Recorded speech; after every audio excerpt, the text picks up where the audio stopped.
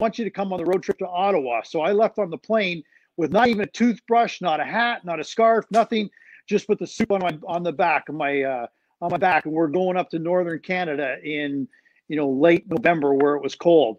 So I go up there and I get a goal and assist in my second game, and from that point on, things just kind of rolled for me. I had a good season. I had 53 points, but then I got left unprotected by Hartford.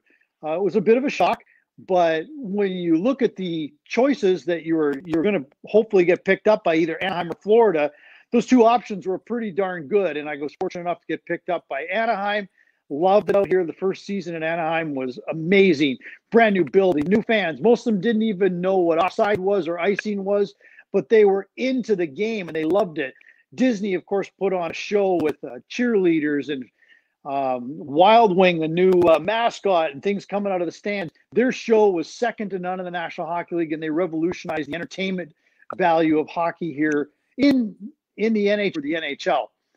So that season was wonderful, gave me a chance to really get my feet wet. And because all of us had come from teams that basically had left us unprotected, we were all expansion players. Really, nobody was above anybody else. So it was a really nice group of guys, all like myself, who were rejected from their previous teams and had an opportunity to grow and build something together. And, we had a fairly successful season, winning 33 games and just missing out on the playoffs.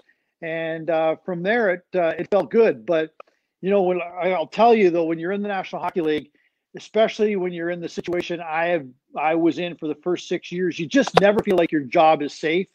So every night you feel like you're battling for position. You're battling for ice time. You're battling for, stay in the lineup, or battling to get your next shift. And this year in Anaheim, the first year in 93, 94 was one of the first seasons that I actually felt comfortable on the ice and was able to go out and play the game. But then unfortunately for me, that whole process started over again the next year, where I was battling for my next shift, my next game, because of a contract. I got traded to Toronto, and I obviously fell down the depth chart behind a very good group of players in Toronto, and suddenly I'm in and out of the lineup again. So the National Hockey League is a very difficult place to get to, and just as difficult to stay there on a night-to-night basis.